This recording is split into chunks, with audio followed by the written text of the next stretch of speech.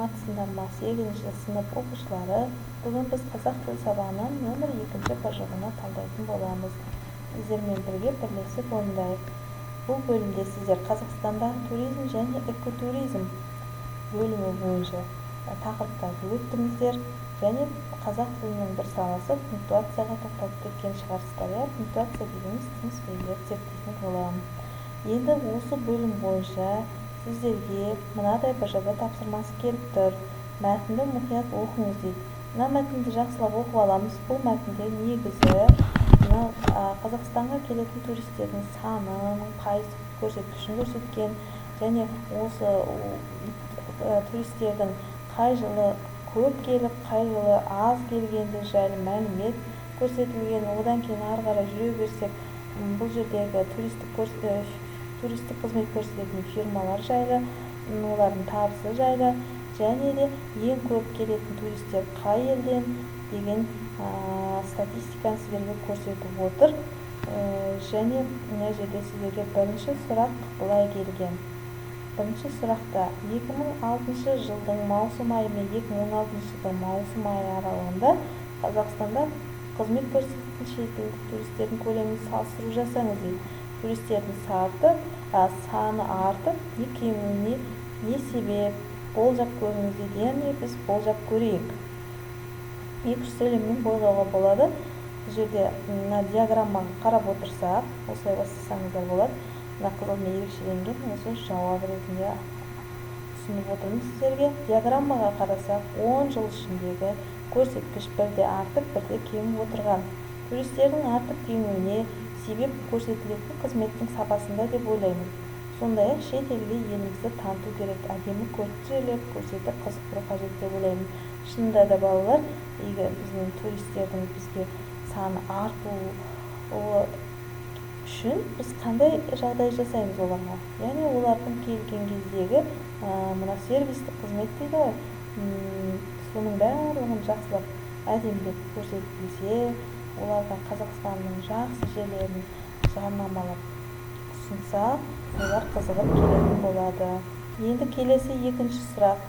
Сіздерге берілген суреттегі ақпаратты саралай отырып, Қазақстан туризмі туралы мәтін жазыңыз. Оған тақырып қойыңыз. Сөйлем соңында қабаттасып қойылатын тыныс белгілерді қолданыңыз дейді.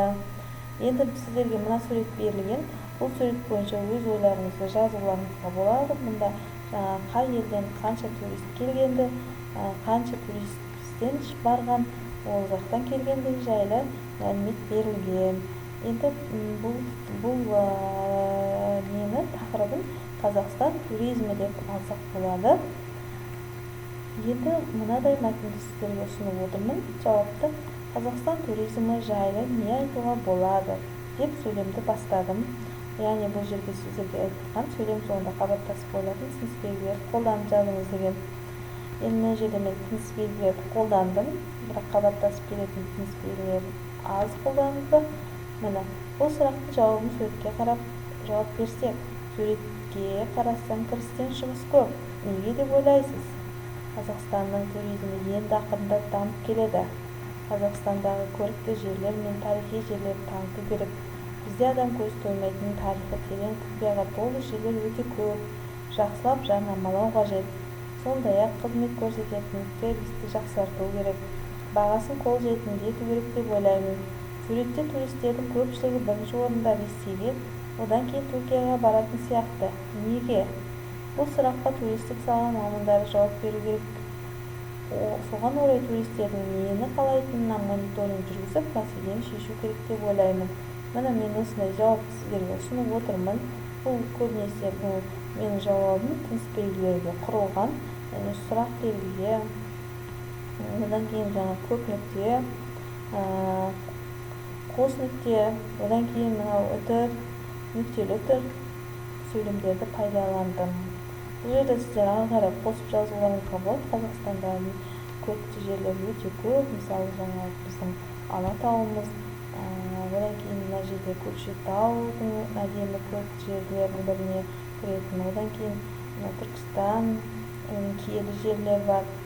Тағы да басқа Маңғыстаудағы Бекет Ата сияқты жерлерді өздеріңіз білетін жерлерді мысал ретінде келтіріп кетсеңіздер болады. Осыларға қалай туристерді тарту керек деген өз болжамдарыңызды ұсынып кетсеңіздер болады.